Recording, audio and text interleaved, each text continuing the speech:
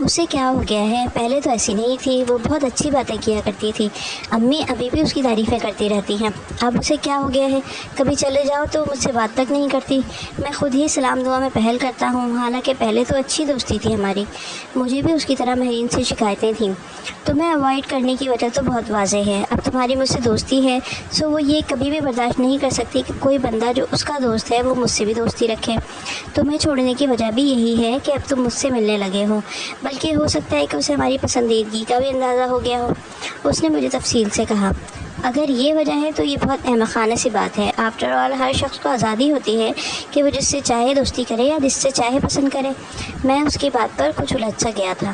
چھوڑو، اس کے بارے میں جتنا سوچو گے اتنا پریشان ہوگے۔ یہ بتاؤ کہ واپس کب جا رہے ہو؟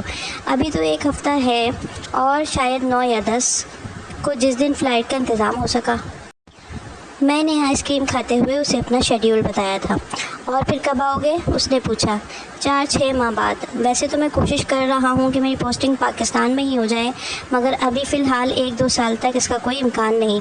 1.5-2 سال بعد میں جب پوسٹنگ یہاں ہو جائے گی تو کافی آسانی ہو جائے گی مجھے۔ امی بھی اکیلی ہوتی ہیں، ان کے بارے میں بھی میری پریشانی ختم ہو جائے گی۔ خط لکھتے رہو گے نا؟ ہاں بالکل، یہ کام کیسے چھوڑ سکتا ہوں؟ سفید رنگ اچھا لگتا ہے تم پر، پہنا کرو۔ وہ میری بات پر مسکرانے لگی۔ تمہیں گھر ڈراپ کر دوں یا ہمارے گھر چلو گی؟ نہیں، مجھے گھر ہی ڈراپ کر دو، کافی دیر ہو گئی ہے۔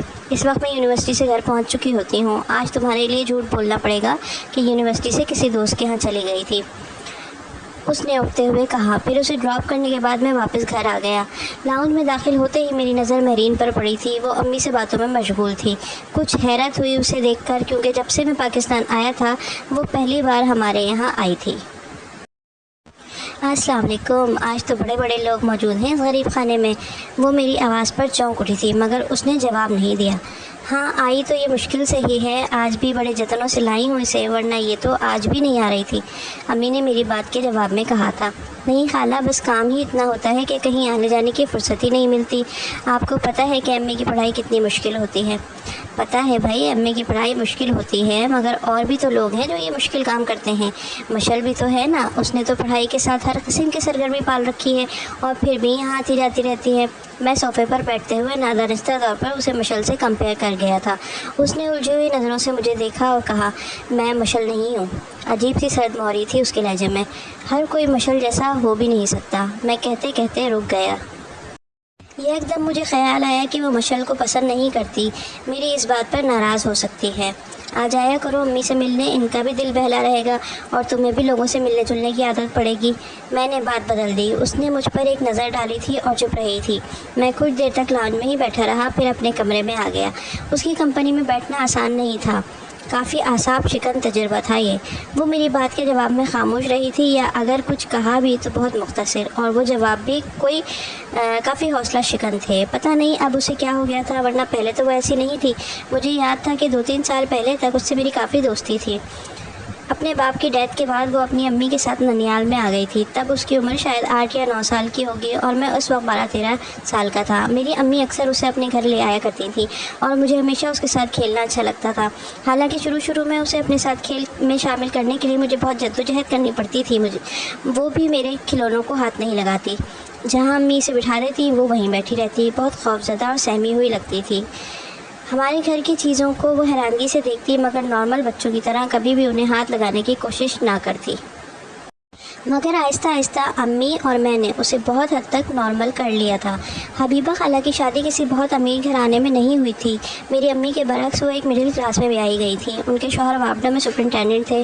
شروع کے 2-4 سال انہوں نے اچھے گزارے، مگر پتہ نہیں کیا ہوا کہ خالہ کے شوہر نے اچانک ہیروئن کا استعمال شروع کر دیا۔ پہلے وہ چوری چھپے نشہ کیا کرتے تھے، پھر خالہ کو پتہ چل گیا تو انہوں نے کھلے عام یہ کام کرنا شروع کر دیا، اور پھر اس کی مقدار بھی زیادہ ہوتی گئی۔ پھر ان کی نوکری بھی چھوٹ گئی اور آہستہ آہستہ ہی صحیح مگر ان کے مالی حالات بہت خراب ہوتے گئے۔ میرے نانا خالہ کی تھوڑی بہت مدد کرتے رہتے تھے اور اس کی وجہ سے کبھی ان کے فاقوں کی نوبت نہیں آئی۔ خالہ کے شوہر کے مرنے سے سب کو ایک دم سکون مل گیا تھا۔ اگر وہ نہ بھی بڑھتے تو بھی میرے نانا اور ماموں نے خالہ کو طلاق دلوانے کا فیصلہ کر لیا تھا، مگر انہیں خالہ کے شوہر کے مرنے کی وجہ سے یہ مسئلہ فیس کرنا نہیں پڑا۔ خالہ کے شوہر کے مرنے کے 2 سال بعد ہی خالہ کی شادی کر دی گئی تھی اور مہرین کو ننیال میں چھوڑ دیا گیا تھا کیونکہ خالہ کے دوسرے شوہر یہ پسند نہیں کرتے تھے کہ مہرین بھی خالہ کے ساتھ آئے۔ مجھے تب مہرین سے بہت ہمدردی محسوس ہوتی تھی۔ مجھے لگتا تھا کہ وہ بالکل اکیلی ہے، اس کا کوئی خاندان ہی نہیں ہے، نہ ماں باپ، نہ بہن بھائی اور نہ ہی کوئی دوست۔ سو لاشعوری طور پر میں اس کا دھیان بٹانے کی کوشش کرتا رہتا تھا اور رفتہ رفتہ ہمارے درمیان بہت اچھی دوستی ہو گئی۔ وہ کیا سوچتی تھی وہ مجھے یہ تو کبھی نہیں بتاتی تھی اور نہ ہی مجھے کبھی یہ اندازہ ہو پایا کہ وہ اپنے ماضی اور حال سے کس قدر متاثر ہوئی ہے، مگر وہ باتیں اچھی کیا کرتی تھی۔ مجھے ہمیشہ ہی یہ لگتا تھا جیسے وہ بہت کچھ پڑھتی اور سوچتی رہتی ہے، اور یہ دوستی اس کے میٹرک میں ہونے تک رہی۔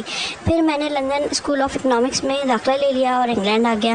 جب سال کے آخر میں پاکستان چھٹیوں میں واپس آیا اور میں اپنی امی کے پاس اور وہ اپنی امی کے پاس گئی ہوئی تھی کیونکہ وہ بیمار تھی، اس سے میری ملاقات نہیں ہو پائی، مگر تب میری دوستی مشعل سے ہونا شروع ہو گئی اور یہ دوستی طوفانی رفتار سے ہوئی تھی۔ جب تک مہرین سے میری دوستی تھی کسی اور کزن سے میں زیادہ فری نہیں تھا، اور یہی وجہ تھی کہ مشعل سے بھی میری صرف سلام دعا تھی۔ حالانکہ ہم اکثر ملتے تھے، مگر جب واپس آنے کے بعد میں مشعل سے ملا تو مجھے بہت بدلی ہوئی لگی۔ اب وہ پہلے جیسی نہیں رہی تھی۔ خوبصورت تو وہ ہمیشہ سے ہی تھی، مگر اب کچھ ایکسٹرا آرڈنری قسم کی چیز آ گئی تھی اس میں۔ وہ بہت بولڈ اور صاحب کو ہو گئی تھی اور مجھے اس کی صاحب کو ہی پسند آئی تھی۔ یہ بات تو مہرین میں بھی نہیں تھی۔ مشعل کو قائل کرنا آتا تھا اور وہ بہت فراغ دل تھی، اور یہ خوبیاں مجھے کسی اور میں نظر نہیں آئی تھی۔ اور صرف میں ہی نہیں تھا جو اس کا مداح سرا تھا، تقریباً سارا خاندان ہی اس کے طور طریقوں کے گنگایا کرتا تھا۔ مجھے پہلی دفعہ تب پتہ لگا کہ وہ شاعری بھی کرتی ہے، اور وہ بھی دونوں زبانوں میں، اور جب میں نے اس کی شاعری سننے پر اصرار کیا تو اس نے کہا تھا صرف ایک شرط پر سناؤں گی، اگر آپ یہ کسی اور کو نہیں سنائیں گے، بلکہ کبھی کسی کو بتائیے گا بھی مت کہ میں شاعری کرتی ہوں، کیونکہ آپ کو پتہ ہے کہ ہمارے خاندان میں اس قسم کی چیزیں پسند نہیں کی جاتی۔ میں نے اسے یقین دہانی کرائی تھی کہ وہ اس معاملے میں بالکل بے فکر رہے۔ اور پھر اس نے مجھے اپنی چند انگلش اور اردو کی نظمیں سنائی تھیں، اور میں اس کی شاعری سن کر حیران رہ گیا تھا۔ اس کی شاعری بہت میچور تھی، اس میں عامیانہ پن نہیں پایا جاتا تھا، وہ عام ہوتے ہوئے بھی بہت خاص تھی۔ تم اگر اسی قسم کی شاعری لکھتی رہیں تو بہت آگے جاؤ گی، میں نے اسے کہا تھا، اور وہ مسکرا دی۔ آگے جانے کے لیے شاعری واحد ذریعہ نہیں ہے میرے پاس۔ میں نے اس کے جملے کو سراہا تھا اور کچھ قائل ہو گیا تھا اس کی شخصیت کا۔ چھٹیاں گزارنے کے بعد میں واپس انگلینڈ آیا، مگر مشعل سے میرا رابطہ ٹوٹا نہیں تھا۔ ہم دونوں ایک دوسرے کو خط لکھا کرتے تھے اور کبھی کبھار فون پر بھی بات کر لیا کرتے تھے۔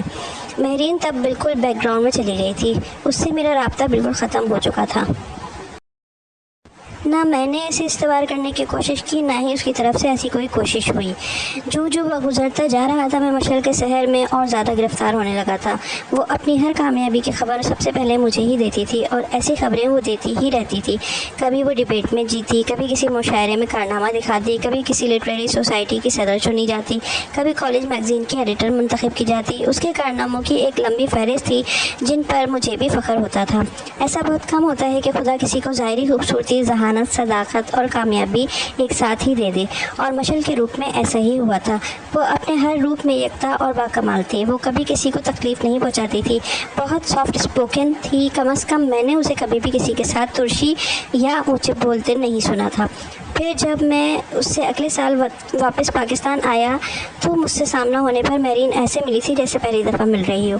اس کے انداز میں شناسائی کی کوئی جھلک نہیں تھی، اور جب ایسا 2-3 بار ہوا تو میں نے بھی اسے اوائڈ کرنا شروع کر دیا۔ آخر اپنی انسلٹ کروانا تو کوئی بھی نہیں چاہتا۔ مجھے ایسا لگتا تھا جیسے مہرین میرے ساتھ رسمی سلام دعا بھی نہیں رکھنا چاہتی۔ مجھ سے وہ اتنی بیزار نظر آتی تھی۔ ان دنوں اس نے ہمارے گھر آنا بھی ترک کر دیا تھا۔ ہر ایک کو اس سے شکایتیں رہتی تھیں۔ وہ جھگڑالو نہیں تھی، مگر وہ کسی کا لحاظ بھی نہیں کیا کرتی تھی۔ ننیال میں اس کی کسی سے بھی دوستی نہیں تھی، وہ ہر ایک سے الگ تھلگ اور کٹی ہوئی رہتی تھی۔ اس کی امی اس کے لیے ماہوار خرچہ بھجوایا کرتی تھیں، سو مالی طور پر وہ کسی پر بوجھ بھی نہیں تھی، مگر سماجی لحاظ سے اسے کوئی بھی پسند نہیں کرتا تھا۔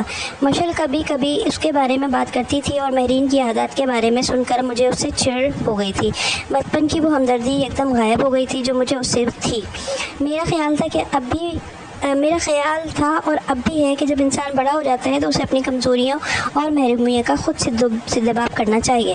ساری زندگی آپ اپنے ماضی کی محرومیوں کے بارے میں رو کر لوگوں سے راحت نہیں لے سکتے، اور پھر کون ایسا ہے جو اس دنیا میں محروم نہ ہو؟ کوئی نہ کوئی کمی یا خامی تو ہر شخص کے ساتھ لگی رہتی ہے، پھر وہ بھی عام انسانوں میں سے تھی۔ ساری مشکلات کو اسے خود ہی فیس کر کے حل کرنا چاہیے تھا، مگر اس نے فرار کے جو راستے تلاش کر لیے تھے وہ دوسروں کے لیے بھی تکلیف کا باعث بن رہے تھے۔ پھر میں لندن واپس چلا گیا۔ اپنی تعلیم مکمل کرتے ہی میں نے ایک ملٹی نیشنل کمپنی میں ملازمت کر لی تھی۔ امی کو میرا یہ فیصلہ پسند نہیں آیا تھا، مگر میں نے ان کی خفگی کی زیادہ پرواہ نہیں کی۔ جو مراعات اور تنخواہ وہ مجھے کمپنی دے رہی تھی ان کا میں پاکستان میں تصور بھی نہیں کر سکتا تھا۔ پھر میری عادات ایسی تھی کہ پاکستان کا ماحول انہیں سوٹ نہیں کرتا تھا۔ مجھے سچ بولنے اور سچ سننے کی بیماری تھی، اور ایسے کسی بندے کو پاکستان میں ٹھوکروں کے سوا کچھ اور نہیں ملتا۔ لندن میرے لیے ہر لحاظ سے بہتر تھا۔ انہی دنوں میرے والد کا انتقال ہو گیا اور ایک دم میری ذمہ داری میں بہت اضافہ ہو گیا۔ اکلوتا تھا، اس لیے ان ذمہ داریوں کے بوجھ کو زیادہ محسوس کر رہا تھا۔ میں نے کوشش کی کہ امی میرے پاس لندن آ جائیں، لیکن وہ پاکستان چھوڑنے پر تیار نہیں تھی، تو مجھے ہی جھکنا پڑا اور میں نے اپنی کمپنی کی پاکستان برانچ میں ٹرانسفر کے لیے کوشش شروع کر دی تھی۔ لیکن یہ کام اتنا آسان نہیں تھا، ہوتے ہوتے بھی اسے 1-2 سال لگ ہی جانے تھے۔ جاب ملنے کے بعد جب بھی میں پاکستان آیا، مہرین سے میری ملاقات ایک اجنبی کی طرح ہی ہوئی۔ یہ کہنا غلط نہیں ہوگا کہ میں اسے ناپسند کرنے لگا تھا، مگر میرا نہیں خیال کہ میری ناپسندیدگی سے اس پر کوئی اثر کیا تھا۔ ایسا تو نہیں تھا کہ وہ یہ جانتی نہ ہو کہ میں اسے ناپسند کرنے لگا ہوں، مگر پھر بھی اس نے اپنا کوئی رد عمل ظاہر نہیں کیا تھا۔ وہ بہت سے کمپلیکسز میں مبتلا لڑکی تھی، جن میں پہلا کمپلیکس شاید معمولی شکل کا تھا، اور اس کے بعد یقیناً اپنا بیک گراؤنڈ اور مالی حالات کا نمبر آتا ہے۔ میں سوچتا رہتا تھا کہ اتنے بہت سے کمپلیکس کے ساتھ وہ زندہ کیسے ہے اور آئندہ دنیا کو کیسے فیس کرے گی، مگر یہ بات میں نے اس سے کبھی کہی نہیں۔ آج بھی اسے دیکھ کر میرے ذہن میں پچھلی ساری باتیں گھوم گئی تھیں۔ اپنے کمرے میں آنے کے بعد میں دیر تک اسی کے بارے میں سوچتا رہا۔ میرا خیال تھا کہ اسے کسی سائیکیٹرسٹ کی ضرورت تھی جو اس کے کمپلیکسز کو کم کر سکے، جو اس میں تھوڑی سی خود اعتمادی پیدا کر سکے، مگر یہ تجویز میں کبھی بھی مہرین کے سامنے پیش کرنے کی ہمت نہیں کر سکا۔ کسی کو یہ سمجھانا بہت مشکل ہوتا ہے کہ اسے ذہنی علاج کی ضرورت ہے تاکہ وہ ایک متوازی اور نارمل زندگی گزار سکے۔ وہ شام تک ہمارے گھر ہی ٹھہری تھی، پھر امی میرے کمرے میں آئی تھی۔ میں اس پر کچھ کام کر رہا تھا۔ اس وقت تم مہرین کو گھر چھوڑاؤ، انہوں نے مجھے کہا۔ میں نے گھڑی پر وقت دیکھا، شام کے 6 بج رہے تھے۔